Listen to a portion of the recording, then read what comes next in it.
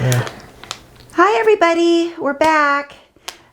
It's officially our second day anniversary, day 2. We've been married for 2 whole days. And today we just wanted to talk about how we ended up getting Russell's diagnosis for stage 4 colon cancer. So, do you want to start with how we went to the ER, what symptoms you were experiencing, and why we went to the ER to begin with? Nah. Okay.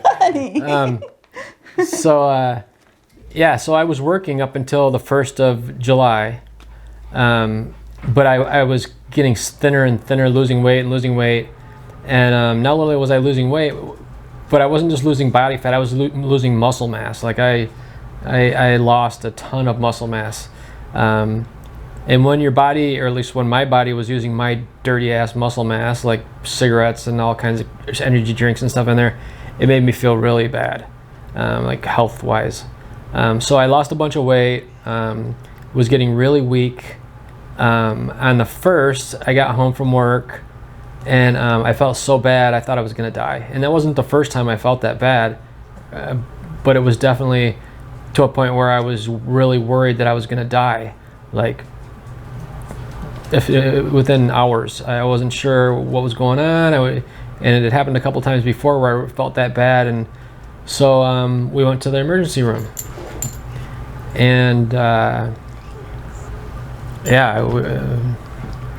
guess that's where you take over. Yeah, and you also were having a lot of blood off and on for years before we even went and had it checked out, so that was really scary and a symptom you should not ignore.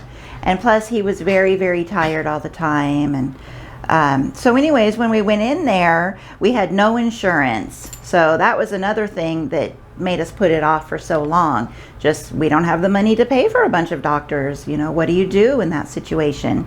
But when we went in there, they had us fill out a form to apply for Medicaid. And that was, you know, kind of like a little glimmer of light right there. But so, which we later ended up getting it, but I'll talk about that later. So anyways, in the hospital at the ER, they did a CT scan and urinalysis, right?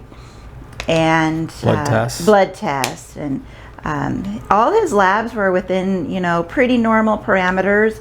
The liver enzymes were a little bit high and something else was a little bit askew, but for the most part, they were pretty good. So they decided not to keep us, but the CT scan showed that he did have a big mass on his liver. And what did they call it? Oh yeah, thickening. I have it right here. Got to stay on track. Thickening of the sigmorectal colon. But they didn't know to what extent, and they didn't know if anything was, you know, benign or malignant or what. So, he also had a fecal occult test, and there was blood. So, they pretty much gave us lactulose, right, which is a kind of heavy duty. Well, it's about a middle of the road laxative, because they said that he was really constipated and he had a heavy stool burden, right? Heavy stool burden. Yeah. Yeah, and I was full. Yeah, very, very full, and that could have been causing a lot of his pain and discomfort too. So, anyways, after about 7 or 8 hours, they sent us home with a prescription for lactulose, and then we didn't. And by the way, lactulose is disgusting. Yeah, yeah. But the doctor was really nice and, you know, caring, and it was overall a good experience, especially since it was our first foray into all of this. We didn't know what to expect or anything, and it was all just really super scary. And and I still didn't have insurance. Yeah, a lot of unknowns. So we were looking at paying a bunch of doctor bills just from the emergency room visit. Mm-hmm. Then we found out all of this other stuff. It was like, oh my God. Yeah. So they sent us home with instructions to make an appointment with the transitional clinic, which was really nice. They didn't want us just falling off the face of the earth. So we did that, and then 6 days later we went to the transitional clinic and saw the doctor there, and of course he was very concerned. He saw the CT scan and everything, and knew our situation with not having insurance. So he recommended that we go back to the ER. And the original ER that we went to was just like a standalone clinic. It wasn't attached to a hospital. I mean, it's part of a larger hospital system, but it didn't have an actual physical hospital there. So he recommended we go to an ER that had an actual hospital where he could be admitted. So we went to the one closest to our house, and it was not the best hospital. It's not the best hospital. No. Yeah, it just... Well, I went in there dehydrated, malnourished because I couldn't eat. My body wasn't utilizing the food that I ate because I was so full of. I swear to God, I ate like a taco, and then 2 days later I burped it and I could taste taco. I know. Oh, that's gross and everything, but but my food wasn't going all the way down. It wasn't processing. So I went in there basically starving, dehydrated. And they kept me on a liquid diet. First, it was a clear liquid diet, which is like water and, whatever else you can. Jello. Yeah. Broth, clear broth. Yeah, it was basically nothing. And it was like 3 times a day, and you could fill up a tray with food, which I'm not complaining. I'm lucky to even be in there. I didn't have insurance. I didn't have all of this stuff, so I shouldn't be complaining. But I'm just saying that if I was going to be in there, when I left there, I was like crazed animal hungry. Yeah, and he had lost a lot of weight while he was in there. Yeah, I was down to 118. Yeah, he was 118. That's really low because you're what, 5'10", 5'11"? 5'10". When all this started, when I started with a weight loss, I was 167. And I know this because my 8-year-old son at the time was 67 pounds. Maybe he was 9 at the time. But anyways, he was 67 and I was 167. Yeah. And then about a few months later, Deanna said, "Hey, what's going on? You're losing a lot of weight." And I didn't even realize I was losing weight.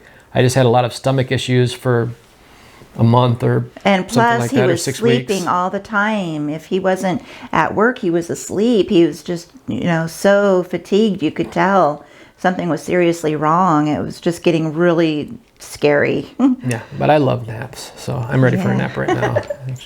Well, naps are good. Yeah. But so anyways, they admitted him there, and that was when we found out that we got approved for the Medicaid, which was like, we were in shock, and we thought, are you sure? Because we didn't think we were going to get it. We were sitting in the hallway waiting to get into a room, and the girl came by with the cart to finalize the like enrollment or whatever you call it. And she admitting, and she said we had insurance. That was the first time we heard that. We thought for sure it was a mistake. It was like a freak blessing. Right. But so anyways, that started, that was the beginning of the 5 days in the hospital, getting all the tests done to try and get an actual diagnosis. And like Russell was saying, he was on that clear liquid diet, and then they had to give him all this, it's like Miralax, PEG 3550 or something like that. A big, giant like gallon of it he had to drink to try and get everything flushed out for the colonoscopy. So he had a colonoscopy, he had a liver biopsy. His heart rate, every time he fell asleep, it was dropping into the 30s, and he had really low blood pressure. That was scary. I thought he was just going to die at any second. I was really, really worried about him, especially when he would go to sleep, and then they'd come in and hook him up to the EKG machine. Yeah, like in the middle of the night, they'd bust in there with a machine, and it's like, are you they'd feeling hook me okay? all up, and there'd be doctors and nurses, and I think it every night. The dehydration probably had a lot to do with that. But it was pretty low the whole time we were in the hospital.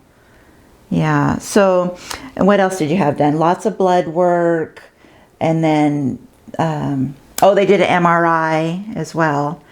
But we didn't get any results until like the 19th, and he got out of there on the 12th. So that was a long, long week of just waiting and waiting and waiting, not knowing, what the actual news was going to be. We heard so many different things, and Well, actually, at that point, we were still optimistic because we didn't know Yeah. if it was cancerous Right. or what it was exactly. and then So there was plus still a the- chance that it was, Right. One of the doctors had come in and said, well, it doesn't look like your typical cancer mass on the liver. It looks like some other type of mass, but she didn't know for sure. And that wasn't even like a oncologist or anything. She was just a cardiologist, but she was one that actually took the time to look at the MRI and try to see what was going on with Russell. Yeah, I won't So- mention any names, but the Yeah. doctor that was on duty in the observation area was definitely not on top of things. I was near starving to death in there, and I remember one time I went for a walk because I didn't want to lay in bed for 5 days straight.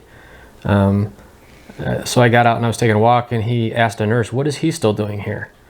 He's the Yeah. guy that's in charge of the floor and in charge of my case and everything, and making sure that I get all the treatment that I need and everything. And he's not even aware of my situation enough to know Right. why I'm still there. And one of the bad things about the whole situation was the visiting hours. It was very limited because of COVID, so I could only be there from 10 to 6, right? 10 to 6, yeah. And all the doctors would come around in the morning, and so I'd get there and I'd ask Russell, well, what did they say? I don't know. They say a lot of stuff. Yeah, they you say know, a lot of like, stuff. And so I just wasn't in the loop, and it was just, they need to find out a better system to keeping the family informed, especially when you're going through something so scary and you don't know what's going on and you don't know what's going to happen. And And I people wasn't need familiar with any of these terms. I Right. hadn't been to the doctor ever in my entire life. people need support. They need their support system. It's important. Well, and everybody has at least that person that's good with the doctors and they know the terms and they know they're more familiar with that kind of stuff. For me, it was like going into a laboratory and having somebody Yeah. tell me about something and trying to remember all of the Just terms and all of speaking the. a foreign language, Yeah, I you had don't no- quite understand. Yeah. So let's see. He also had really low blood pressure. I think I mentioned that, the blood pressure. But at one point it was like 83 over 50 or something. So low. It was so scary. But anyways, he got all that test done in a short amount of time. He had the colonoscopy. And they could barely even get the scope in. He was so obstructed. But then They could only get it in 6 Right. inches. They couldn't get past the wall that had thickened Mm-hmm. because it made the colon so small that it was like, what do you say, the size of a pencil.